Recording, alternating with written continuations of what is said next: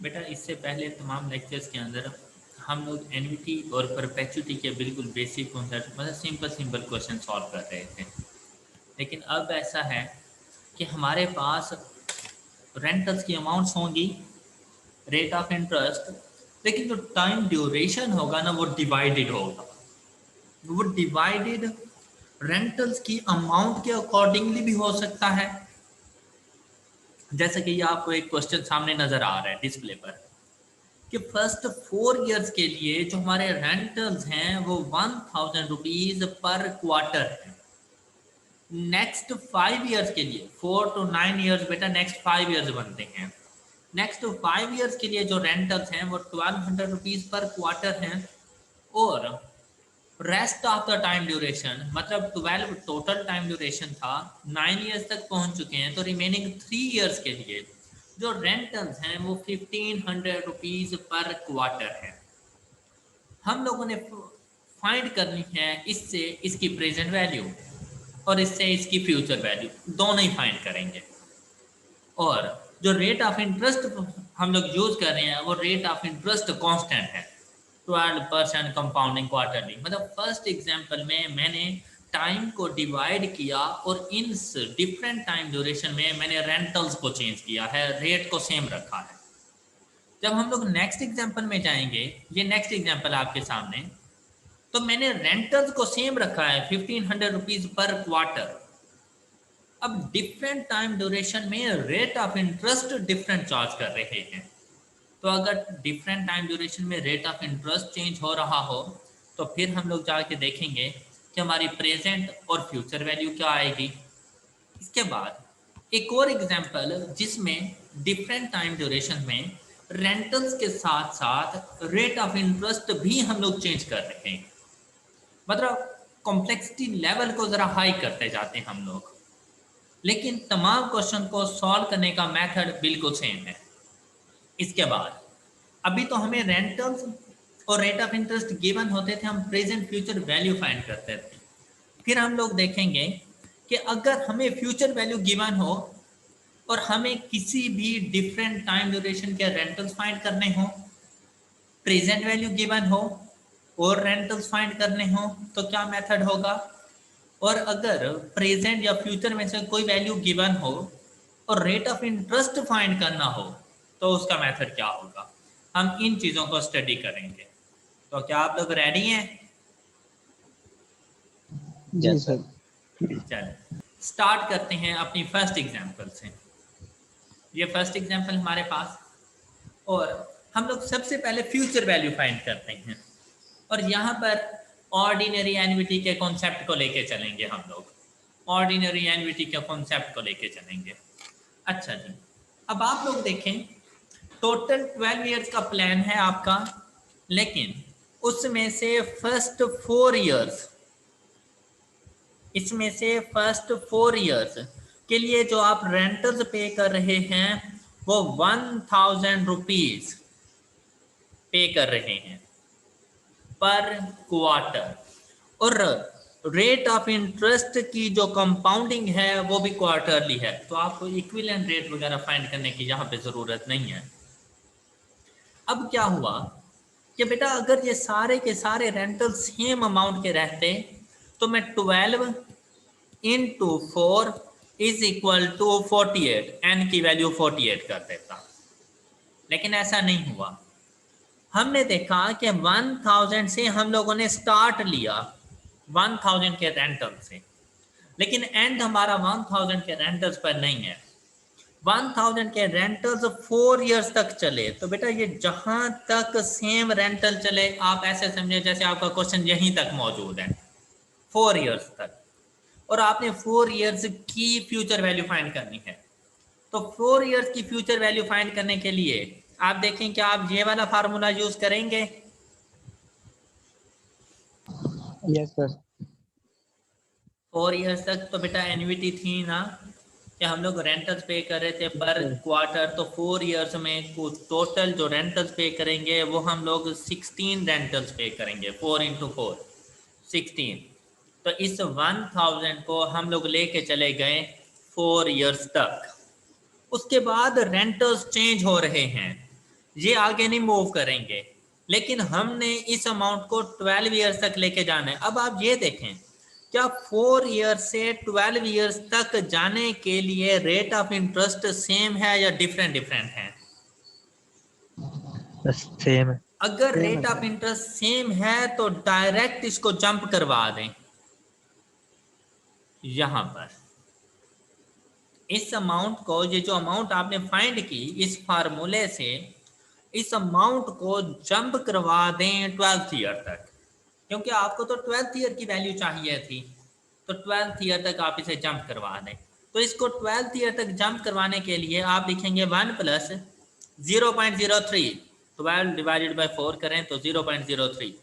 बेटा 4 ईयर से 12 ईयर्स पे जा रहे हो तो कितना time duration, 8 years multiplied by M. Yes तो सर। ये वाली अमाउंट 12 ईयर्स पे चली गई। क्या आपको ये कॉन्सेप्ट क्लियर हो चुके हैं? यस सर, क्लियर है। क्लियर सर जी। सर जब हम वन फैक्टर के साथ मल्टीप्लाई करते हैं तो आर ओवर एम नहीं आता था सर, वन तो प्लस। बेटा आर ओवर एम ही किया हुआ है, 12% divided by 4 is equal to 0.03। तो ये तो कैलकुलेटर के लिए ज़रा आसानी पैदा की है। नहीं सर, ये मैं ऊपर वाले की बात कर रहा था, 8 मल्टीप्लाई बाय 4। तो बेटा मैं यहाँ पे एनविटी ड्यू का फार्मूला नहीं लगा रहा, मैं यहाँ पे फाइनेंस के कॉन्सेप्ट्स को लेके जा रहा हूँ। वहाँ पर तो ये होता था ना कि लास्ट रेंटल से एक अमाउंट बाद की वैल्यू फाइंड करो। बेटा एक टाइम ड्यूरेशन बाद की वैल्यू तो नहीं फाइंड करनी ना, 4 ईयर से 12 ईयर्स तक लेके जाना है, तो 8 साल आगे लेके जाना है अमाउंट को। तो यस 8 ईयर्स सर। के लिए कंपाउंडिंग करेंगे हम इसकी। ओके सर, आफ्टर 8 इयर्स, ठीक है हाँ, सर। 4 ईयर से 12 ईयर्स तक जाने के लिए। क्या आपको ओके ये सर। बात यहाँ पे समझ आ गई? तो इसका मतलब यस सर। कि आप इस 1000 की अमाउंट को 12 ईयर्स तक लेके जा चुके हैं। लेकिन अभी आपका क्वेश्चन नहीं कंप्लीट हुआ, क्योंकि अभी तो 1200 वाली भी रहती हैं, 1500 वाली अमाउंट्स भी रहती हैं। तो यहाँ पे जाके तो सबने ऐड हो जाना है, तो आपने ऐड कर दिया इसमें। अब 1200 पर क्वार्टर, 9 ईयर्स तक ये अमाउंट सेम रही तो आप पहले 9 ईयर्स तक आएंगे। अब जो आप वर्किंग करेंगे वो 1200 के लिए करेंगे, 9 ईयर्स तक आएंगे।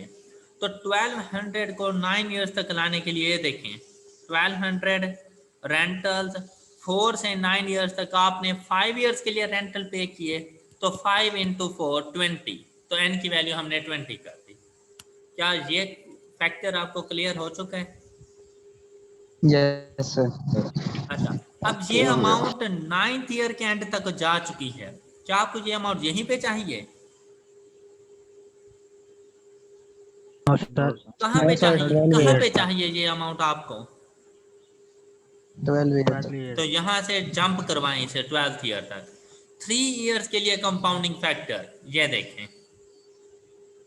Yes sir. Clear? Okay sir. फिर इसमें ऐड करेंगे आप 1500।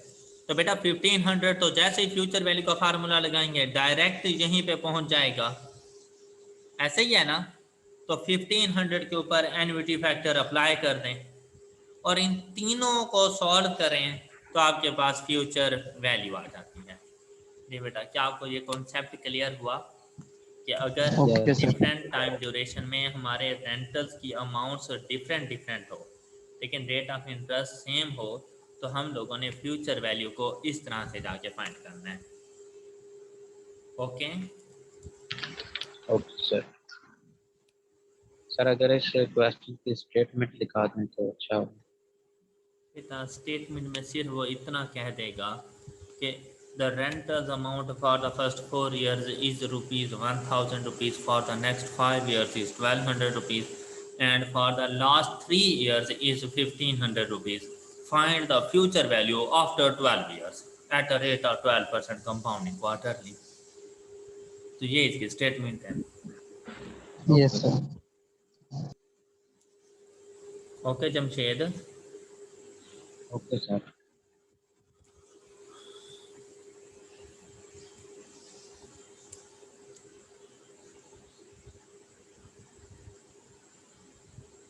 हाँ जी। तो बेटा ये फ्यूचर वैल्यू को फाइंड करना हम लोगों ने सीख लिया, तो प्रेजेंट वैल्यू की तरफ चलें। प्रेजेंट वैल्यू फाइंड करना सीखें। Okay sir. यस अच्छा, सर सीखें। प्रेजेंट वैल्यू के लिए भी बिल्कुल सेम कॉन्सेप्ट। आपने पहले इस 1000 को प्रेजेंट वैल्यू पे लेके आना है। तो 1000 के ऊपर तो जैसे ही प्रेजेंट वैल्यू का फैक्टर लगाएंगे वो 0 पर आ जाएगा। लेकिन ये 4 ईयर से 0 पर लेके आने हैं 4। तो आप ये देखें 1000 के ऊपर ये आपने प्रेजेंट वैल्यू का कॉन्सेप्ट दे दिया, 1001 माइनस वगैरह वगैरह वगैरह। देखें क्या आपको समझ आ गई? वो 0 पे पहुंच चुका है ना। यस सर, पहुंच गया। अब इसमें ऐड कर देंगे ये 1200 इन 1200 रुपीज। ये भी तो अब एन्युटी है, क्योंकि ये इक्वल इन टाइम इंटरवल के बाद सीक्वेंस ऑफ पेमेंट है, सीरीज ऑफ पेमेंट। तो इसके ऊपर प्रेजेंट वैल्यू का फार्मूला लगाओ, तो ये प्रेजेंट वैल्यू यहाँ तक पहुंचेगी 4th ईयर तक, क्योंकि 1200 पर क्वार्टर स्टार्ट भी तो यहीं से हो रहा था। तो ये यहाँ तक पहुंचेगी। हमें तो 0 की वैल्यू चाहिए। तो 1200 को 4 ईयर्स तक लाने के लिए आपने एन्युटी फैक्टर अप्लाई करना है, और इसको यहाँ से 0 पे लाने के लिए, तो 4 से 0 पर लाने के लिए ये डिस्काउंटिंग फैक्टर अप्लाई हो जाएगा। ये देखें, डन। Yes sir. बेटा समझ आ रही है आप लोगों को? यस सर डन हो। डन है और सर। अब अगर 15% को देखें, 1500 पर क्वार्टर को, तो 3 इयर्स के लिए एन्युटी फैक्टर लग जाएगा ये, और ये अमाउंट आएगी 9 इयर्स तक। तो यहां से 0 पर लाने के लिए डिस्काउंटिंग फैक्टर, तो 9 इंटू 4 डिस्काउंटिंग फैक्टर लगेगा ये। तो हमारे पास प्रेजेंट वैल्यू बन जाएगी 28838। Clear? Okay sir. Yes sir. बेटा क्लियर है? सर एक दफा रिवाइज करते हैं।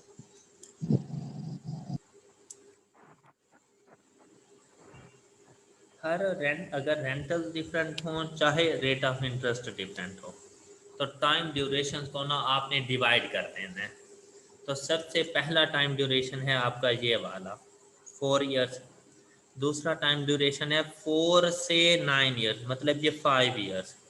और तीसरा टाइम ड्यूरेशन है 9 से 12 इयर्स, मतलब ये 3 इयर्स का टाइम ड्यूरेशन। अब अगर आपने आना है 0 पर, तो बेटा सबसे पहले इसको 0 पर लेके आए। अब अगर ये सिंगल अमाउंट होती तो डायरेक्ट यहीं पे आ जाती।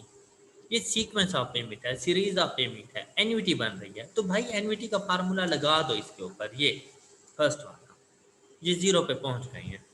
4 इयर्स में टोटल 16 नंबर ऑफ रेंटल्स होते हैं, तो ये देखें ये 16 के साथ ये 0 पे पहुंच चुका है। उसके बाद आप आए 1200 के ऊपर। बेटा जो नंबर ऑफ रेंटल लोग हैं वो कितने लोग हैं? 20, 4 से 9 तक 20। Yes sir. तो बेटा वो 20 के मुताबिक अगर आप डिस्काउंटिंग फैक्टर लगाते हो, तो वो वैल्यू आपको यहाँ तक पहुँचाएगी। आपने 0 पर आना है, तो यहाँ से 0 पे आने के लिए ये आपकी हेल्प करेगा डिस्काउंटिंग फैक्टर। ये क्लियर? इसी यस तरह सर। से अगर 1500 3 इयर्स के लिए, तो 3 इंटू 4 जब आपने किया तो 1500 की 12 इंस्टॉलमेंट्स बनी। तो 12 रेंटल्स के लिए तो डिस्काउंटिंग फैक्टर यूज हो जाएगा, ये एन्युटी का डिस्काउंटिंग फैक्टर ये यूज हो जाएगा। अब यहाँ से जो प्रेजेंट वैल्यू आएगी वो यहाँ की आएगी एन्युटी के फैक्टर से। तो यहाँ से 0 पर ये हेल्प किसने करनी है 9 इयर्स के लिए? Discounting factor. डिस्काउंटिंग फैक्टर ने। आगे लेके जाना हो तो कंपाउंडिंग फैक्टर से चले जाओ, पीछे लेके आना हो तो डिस्काउंटिंग फैक्टर से आ जाओ। डन? अब क्लियर है? Yes sir. ओके। तो ये हमारे पास प्रेजेंट वैल्यू इसकी आ जाएगी। जी बेटा कोई इशू? अब इन्हीं क्वेश्चन को ना आपने ज़रा घर में प्रैक्टिस कर लेनी है। इन्हीं क्वेश्चन को आपने ज़रा घर में प्रैक्टिस कर लेनी है, तो आपको और ज़्यादा अच्छे तरह। अब आप खुद देखें बेटा, आपकी बुक वगैरह में कोई इतने खास कॉन्सेप्ट इस टॉपिक से रिलेटेड नहीं थे, या आप लोगों की ज़रा एडिशनल प्रैक्टिस हो रही है कि अगर डिफरेंट टाइम ड्यूरेशन में रेंटल या रेट ऑफ इंटरेस्ट डिफरेंट हों तो हमने किस तरह से इसको लेके चलना है। आप ओके ऐसा सर। करें, ये वाला क्वेश्चन ये आपने ज़रा मेरे वाला क्वेश्चन आपको ये शो हो रहा है, ये देखें ये क्वेश्चन। Yes sir. क्वेश्चन अच्छा, ये तो हमने रेंटल्स की अमाउंट्स फाइंड करके देंगे। एक और देखने दें मुझे।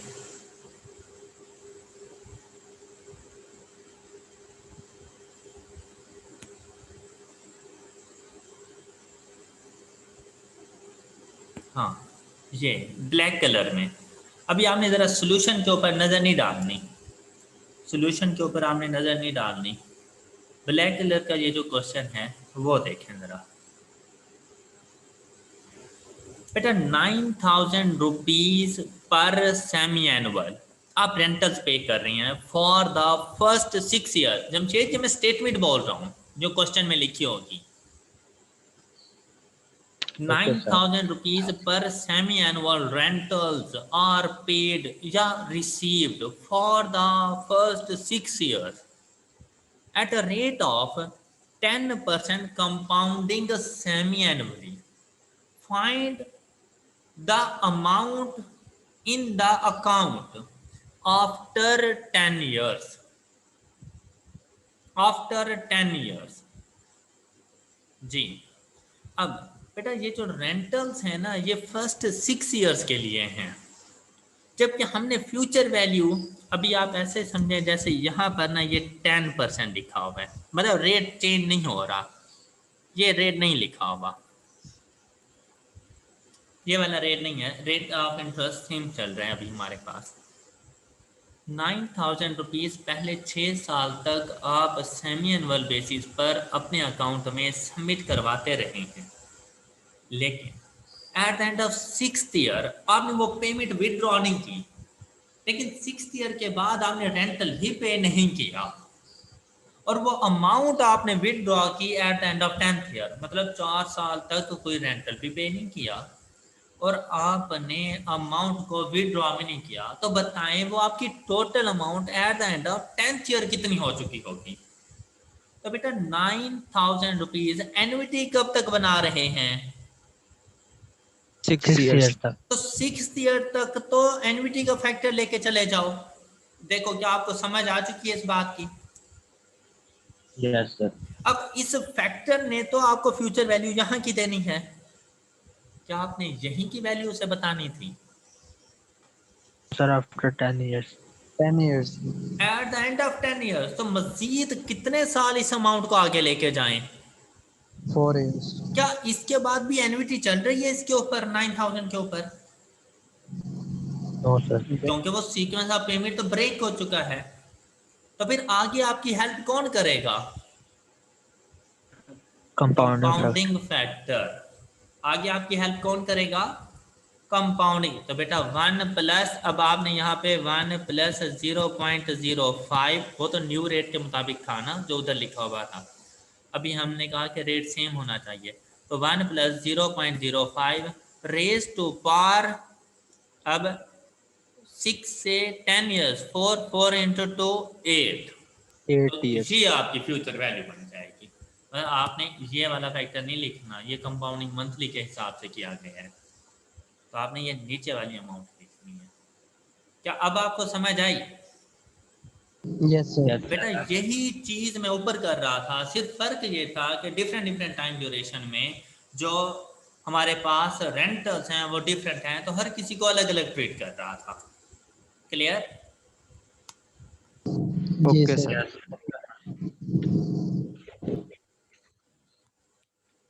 अच्छा, अब अगर बेटा दूसरे टाइम ड्यूरेशन का रेट चेंज हो जाए जैसा कि यहाँ पे है, तो क्या फिर भी मैं पीछे वाला रेट ही यूज करूंगा?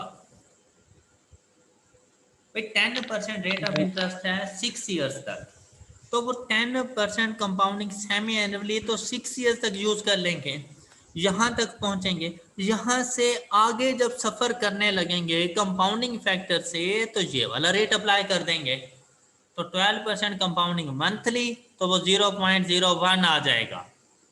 कंपाउंडिंग मंथली है 4 इयर्स, तो 4 इंटू 12 48 बनते हैं। तो जिस टाइम ड्यूरेशन का जो रेट हो, आप जहां से गुजर रहे हो वही रेट आप अप्लाई करोगे। सर ये ये मत 0.12 नहीं हो जाना था, क्या 0.1? 2 होना था। अब ये देखो 0.12 डिवाइडेड बाय 12, 0.01। मैंने पीरियोडिक रेट यूज कर लिया था ना। Okay sir, okay sir. बात समझ आ गई है आप लोगों को? यस सर, आ ओके सर। सर 48 4। 48 बेटा ये 4 साल का टाइम ड्यूरेशन नहीं है, और रेट की जी सर। कंपाउंडिंग मंथली है, तो m की वैल्यू 12। 48 इस तरह से आ गया हमारे पास।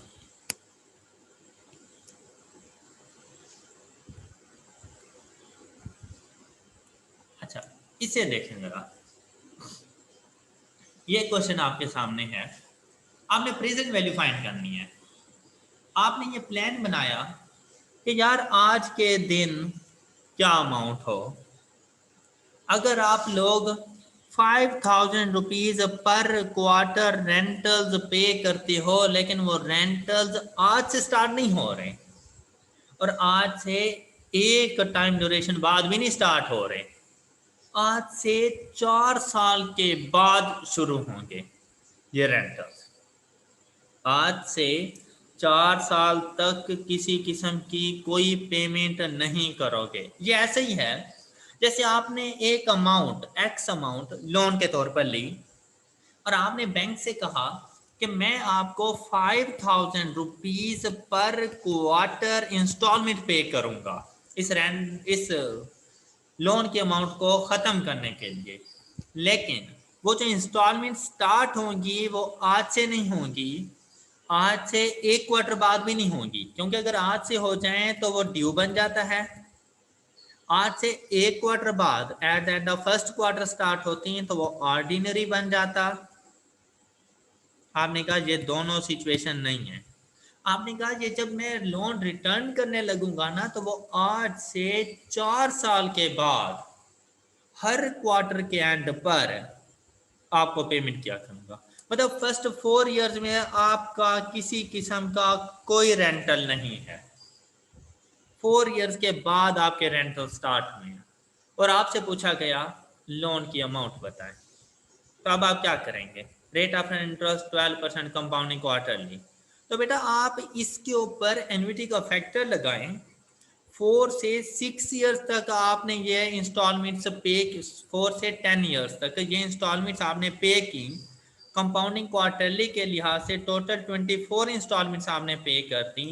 तो आप इसके ऊपर ये फैक्टर अप्लाई कर, तो आप पहुंच जाएंगे 4th ईयर के स्टार्ट पर, 4th ईयर के एंड पर। Right right. Okay sir.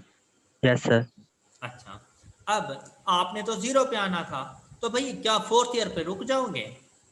या 4th ईयर से 0 नो पे आने सर। पे लिए 4th ईयर से 0 पे आने के लिए क्या करोगे? क्योंकि अब ये 5,000 तो इस टाइम ड्यूरेशन में है नहीं, तो आप क्या डिस्काउंटिंग करोगे? फैक्टर लगाएंगे। डिस्काउंटिंग फैक्टर का सहारा लोगे। बात समझ आ गई आप लोगों को? यस तो यस बेटा सर। ऊपर प्रेजेंट वैल्यू फाइंड करने के लिए आप ऐसे नहीं कर रहे थे कि आप डिस्काउंटिंग फैक्टर का सहारा ले लेते थे? Yes sir. हाँ, क्या अब आपको प्रेजेंट और फ्यूचर का कॉन्सेप्ट क्लियर हुआ? जी जी फरीदुल्ला। जी सर, क्लियर। अच्छा, अब बेटा इस कॉन्सेप्ट को कहा जाता है डेफर्ड एन्युटी या डिलेड एन्युटी। डेफर्ड का मतलब, डिलेड का मतलब कि भाई आप after certain time duration sequence of payment start कर रहे हो, आप आज से या आज से एक टाइम ड्यूरेशन बाद नहीं कर रहे। जब आप सीक्वेंस या series of payment one time duration से ज़्यादा डिले कर देते हो, तो हम उसे डेफर्ड या डिलेड एन्युटी कहते हैं। Got it? Yes sir. Clear? तो ये डेफर्ड और डिले, इसका मतलब क्या होता है कि भाई आपने जिस टाइम ड्यूरेशन तक ये सीक्वेंस चल रहा है एन्युटी का, यहाँ पर तो आपने एन्युटी फैक्टर लगा देना है, और जहां पे ये सीक्वेंस नहीं था वहां पे आपने डिस्काउंटिंग फैक्टर लगा देना है। तो प्रेजेंट वैल्यू आप फाइंड कर लेते हो। क्लियर? Okay sir. बेटा सबको समझ आ गई है ये कॉन्सेप्ट? जी सर। Okay sir. तो यहाँ पर बेटा हम लोग सेम ऐसे ही कर रहे थे। अगर आप लोग ज़रा गौर से देखें तो जब प्रेजेंट वैल्यू फाइंड कर रहे थे हम लोग, ये 1000 तो बेटा ये तो है ऑर्डिनरी, तो ये देखें ये ऑर्डिनरी का ही मैंने फार्मूला लगा दिया था प्रेजेंट वैल्यू फाइंड करने के लिए। इसके बाद अगर 1200 देखें, अब भूल जाएं कि यहाँ पे किसी किस्म का कोई रेंटल है, तो 1200 के ऊपर पहले यहाँ तक की वैल्यू फाइंड की, ये हम लोगों ने ऑर्डिनरी एन्युटी का फार्मूला लगाया, और यहाँ से इधर तक ये हम लोगों ने इसकी डिस्काउंटिंग कर दी थी, डिस्काउंटिंग फैक्टर, तो ये डिलेड एन्युटी था 1200 वाला। इसी तरह से 1500 भी पहले यहाँ तक पहुँचा, यहाँ से जंप लिया इधर आ गया। ओके, तो इसके ऊपर भी वही डिलेड एन्युटी का ही फैक्टर अप्लाई किया हुआ था हम लोगों ने। क्या अब ये कॉन्सेप्ट क्लियर हुआ है सब लोगों को? Yes, जी sir. सर हो गया। इसी तरह से अगर फ्यूचर वैल्यू देखें जो हम लोगों ने फर्स्ट एग्जांपल की थी,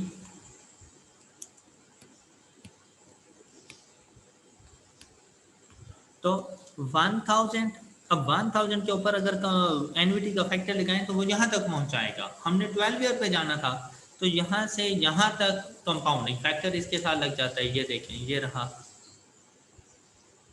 इसी तरह से 1200 वो यहाँ तक पहुँचाएगा एन्युटी का फैक्टर, और साथ में कंपाउंडिंग फैक्टर लगा दें तो इसने यहाँ पे पहुँचा देना है। नेक्स्ट 1500 के ऊपर जैसे ही एन्युटी फैक्टर लगाएंगे वो डायरेक्ट जाएगा 1200 पे। तो ये तीन डिफरेंट अमाउंट्स थी, तीनों को ऐड कर दें तो आपके पास फ्यूचर की वैल्यू आ जाती है। बेटा अब किसी को कोई इशू है तो आप क्वेश्चन कर सकते हैं मुझसे, कोई ऐसा पॉइंट जो आप लोगों को समझ ना आया हो।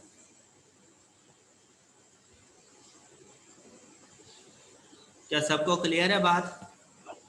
Yes, sir. Yes sir. Sir yes sir clear है। सर यहाँ अगर एन्युटी ड्यू होता है तो उसका भी फैक्टर मल्टीप्लाई होना चाहिए सबके साथ। बेटा ये वैसे ऑर्डिनरी के साथ आते हैं, और वैसे ड्यू होता तो लाजमी बात है एक एक फैक्टर इंक्रीज कर देते। अब जैसे यहाँ पे 8 4 आर कितना बन रहा है 32, हम इसे 33 कर देते। 3 4 आर 12, हम इसे 13 कर देते। ओके, एक फैक्टर ड्यू वाला भी इसके साथ Okay, sir. मल्टीप्लाई हो जाता। क्लियर हो गई ये बात सबको? Yes sir. तो ये डिफरेंट रेट्स के साथ ये मैं आप लोगों को कल बताऊंगा, कल के लेक्चर में। तो आज के लिए इतना ही, कल मिलते हैं। अपना ख्याल रखें, अल्लाह हाफिज। सर जी सर